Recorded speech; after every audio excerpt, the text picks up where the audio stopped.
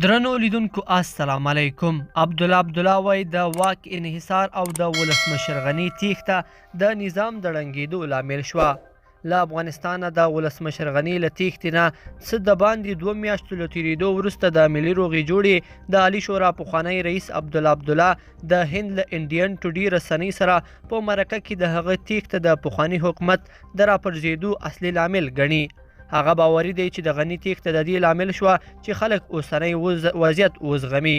عبدالله وایي د غني په تیښتې سره د هیواد وضعیت له ګډوډۍ پر یو ډک وضعیت بدل شو.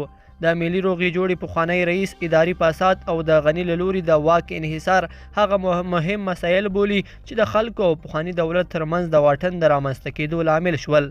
نوموړی زیاتوي باید ووایم چې تر ډیره نیمګړتیاوې زموږ په سیستم کې وي چې په دې کې هیڅ شک نشته.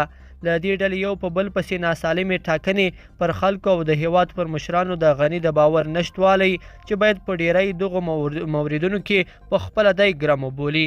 اداري فساد او دغه راز د حکومت د خلکو ترمنځ واټن د نظام د ړنګېدو له موردونو څخه و.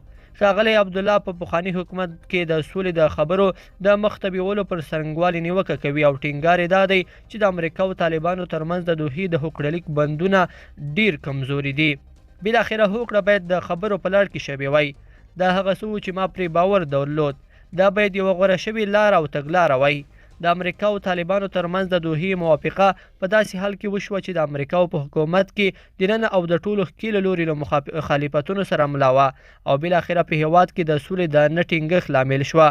د زمري میاشتې په 24مه د کابل دروازو ته د اسلامي امارت د ځواکونو په نږدې کېدو سره اشرف غني له افغانستانه وتښتېد او له تیښتې نه 2 ورځې وروسته رویټرز د روسیې د سفارت له قوله خبر ورکړ چې 1.9 میلیونه ډالر یې له ځان سره ویوړل.